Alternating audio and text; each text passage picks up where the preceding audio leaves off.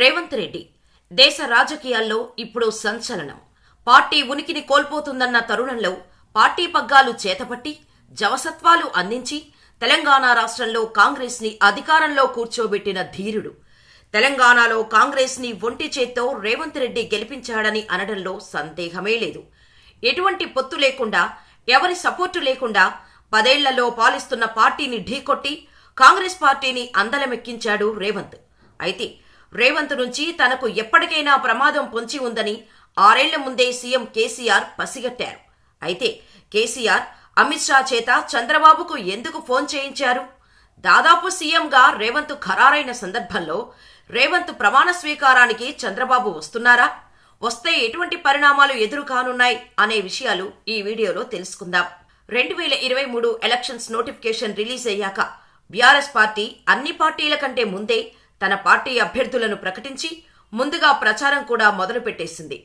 అయితే కాంగ్రెస్ మాత్రం అభ్యర్థులను ఖరారు చేయటంలో మళ్లగుల్లాలు పడింది. దీంతో కాంగ్రెస్ నిలబడినా గెలిచే సత్తా లేదు. ఎమ్మెల్యే క్యాండిడేట్స్ ని నిలబెట్టలేని పార్టీ ఇక సీఎంను ఎలా ఎన్నుకుంటుందని నవ్వారు. నామమాత్రపు పోటీ కూడా ఇవ్వదని అనుకున్నది బీఆర్ఎస్ పార్టీ నేతలు, ఆ పార్టీ అధినేత కేసీఆర్. కానీ రేవంత్ మాత్రం పట్టు వదలని విక్రమార్కుడిలా పార్టీని గెలిపించే వరకు సాయశక్తులా పోరాడాడు. ఆయన పడ్డ కష్టం కౌంటింగ్ రోజు కనిపించింది. హస్తం పార్టీ సత్తా చూపించింది. కేసీఆర్ మాటల తూటాలకు అదరక బెదరక అదే స్థాయిలో రిటర్న్ గిఫ్ట్ ఇచ్చాడు రేవంత్. అనఫిషియల్ గా దాదాపు సీఎంగా రేవంత్ రెడ్డి అనే స్థాయికి వచ్చేశారు. నిజంగా పార్టీ అధిష్టానం రేవంత్ రెడ్డిని సీఎం చేస్తే ఆయన ప్రమాణ స్వీకారానికి చంద్రబాబు వస్తాడా అనేది ఇప్పుడు అందరిలో మెదులుతున్న ప్రశ్న. ఎందుకంటే చంద్రబాబుకి రేవంత్ కు మధ్య అనుబంధం అందరికీ తెలిసిందే. రేవంత్ రెడ్డికి పేరు తెచ్చిపెట్టింది, రాజకీయంగా గుర్తింపు తెచ్చిపెట్టింది టీడీపీనే. రేవంత్ లోని ఫైర్ ని పసిగట్టిన చంద్రబాబు ఆయనను సపోర్ట్ చేస్తూ పార్టీలో సముచిత స్థానాన్నే ఇచ్చారు. అంతేకాకుండా అత్యంత ఆప్తులలో ఒకడిగా రేవంత్ పేరును చెబుతారు చంద్రబాబు. చంద్రబాబుకి అంత దగ్గరైన రేవంత్ పార్టీని వీడటానికి కూడా బలమైన కారణాలే ఉన్నాయి. రాష్ట్ర విభజన అనంతరం మారిన రాజకీయాలు ఒక ఎత్తైతే ఓటుకు నోటు కేసులో రేవంత్ రెడ్డి చిక్కుకోవటం మరొక ఎత్తు. రాష్ట్ర విభజన సమయంలో తెలంగాణకు మొదట సపోర్టు చేయలేదు చంద్రబాబు. సమైఖ్యాంధ్ర, తెలంగాణ 2 కళ్ళు లాంటివి, కలిసే ఉందాం అని స్టేట్మెంట్ ఇచ్చారు. దీంతో చంద్రబాబు తెలంగాణ వ్యతిరేకి అన్న ముద్ర పడిపోవటంతో తెలంగాణ విభజన అనంతరం రాష్ట్రంలో పార్టీ క్రమంగా ఫేడౌట్ అయిపోయింది. ఇక రాజకీయ భవిష్యత్తు ఉండదని రేవంత్ రెడ్డి కాంగ్రెస్ లోకి మారాల్సి వచ్చింది. అసలు రేవంత్ రెడ్డి కాంగ్రెస్ లోకి మారటానికి ఒక వారం రోజుల ముందు జరిగిన పరిణామాలు ఇప్పుడు మనం చూద్దాం. 2017 అక్టోబర్ 25న రేవంత్ రెడ్డిని టీడీపీ ఫ్లోర్ లీడర్ క్యాడర్ నుంచి చంద్రబాబు తొలగించారు. రేవంత్ రెడ్డి పార్టీని వీడి వేరే పార్టీలోకి వెళ్లడం కోసం చర్చలు చేస్తారని ఫ్లోర్ లీడర్ పదవి నుంచి తొలగించినట్టు చెప్పారు చంద్రబాబు. కానీ ఇదంతా మీడియా కవర్ మాత్రమే. ఇద్దరికీ ముందే తెలుసు అనేది జగమెరిగిన సత్యం. రేవంత్, చంద్రబాబు, టీడీపీ పార్టీల మధ్య జరుగుతున్న పరిణామాలను గమనిస్తున్న అప్పటి సీఎం కేసీఆర్ వెంటనే ఇప్పటి కేంద్ర హోంమంత్రి అయిన అమిత్ షాకి ఫోన్ చేశారు. ఎమ్మెల్యే రేవంత్ రెడ్డి తెలుగుదేశం పార్టీకి రాజీనామా చేశారు. కాంగ్రెస్ లో చేరుతాడనేది నాకున్న ఇన్ఫర్మేషన్. అదేగాని జరిగితే భవిష్యత్తులో రేవంత్ వల్ల మా పార్టీతో పాటు బీజేపీకి సైతం ప్రాబ్లం అవుతుంది. అలా జరగకుండా ఉండాలంటే అతనిని కాంగ్రెస్ లో చేరకుండా బీజేపీలో చేరేలా చేసుకోండని చెప్పారు కేసీఆర్. రేవంత్ రెడ్డి ఒక్క చంద్రబాబు మాట మాత్రమే వింటాడు. ఆయనకు ఫోన్ చేసి మాట్లాడండి, బీజేపీలో జాయిన్ అయ్యేలా చూసుకోండి అని సలహా కూడా ఇచ్చారు కేసీఆర్. ఇక అమిత్ షా రేవంత్ రెడ్డి పొలిటికల్ హిస్టరీ మొత్తం చూసి చంద్రబాబును లైన్లోకి తీసుకున్నాడు. మొత్తం కుశల ప్రశ్నలు అయిన తర్వాత రేవంత్ రెడ్డి గురించి అడిగారు. పార్టీకి రాజీనామా చేశారు అని చెబితే మా పార్టీలో చేరమని చెప్పండి, మంచి పొజిషన్లో ఉండేలా చూస్తాం అని చంద్రబాబుకి ఆఫర్ ఇచ్చారు. అతను మా పార్టీ నుంచి వెళ్లిపోయాడు. ఇక ఇప్పటి నుంచి అతనిష్టం. తను ఏ పార్టీలో చేరుతాడో అనేది తన ఇష్ట ప్రకారం జరుగుతుంది. నేను అందులో జోక్యం చేసుకోలేను అని చెప్పేశారు చంద్రబాబు.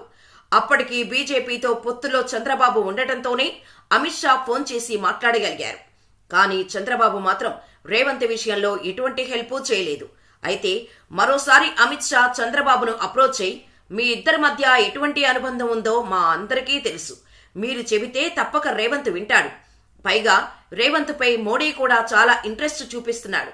ఒకవేళ అతను గాని పార్టీలోకి వస్తే మోడీజీ హ్యాపీగా ఫీల్ అవుతారని, ఎలాగైనా రేవంత్ను బీజేపీలో చేరేలా ఒప్పించాలని అడిగారు. కానీ చంద్రబాబు మాత్రం మా పార్టీని వీడి వెళ్లిపోయిన వ్యక్తిని నేను ఎలా పిలిచి మరొక పార్టీలో చేరు అని చెబుతాను అమిత్ షాజీ అని సున్నితంగా అది జరగని పని అని చెప్పేశారు. దీంతో రేవంత్ రెడ్డి 2017 అక్టోబర్ 31న కాంగ్రెస్లో చేరారు. రేవంత్ నుంచి ముప్పు వస్తుందని ఊహించిన కేసీఆర్కు అది ఇంత త్వరగా వస్తుందని ఊహించి ఉండకపోవచ్చు. రేవంత్ దెబ్బతోనే తెలంగాణలో బీఆర్ఎస్ కారుకి బ్రేకులు పడ్డాయని చెప్పుకోవచ్చు. 2014లో ఓవైపు తెలంగాణ ప్రత్యేక రాష్ట్రం ఏర్పాటైతే మరోవైపు అసెంబ్లీ ఎన్నికలు జరిగాయి.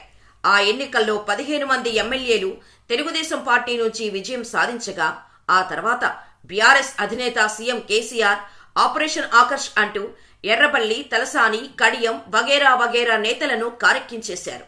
కానీ అతి కొద్ది మంది మాత్రమే తెలుగుదేశం పార్టీని అంటిపెట్టుకొని ఉన్నారని, వారిలో రేవంత్ రెడ్డి ఒకరు.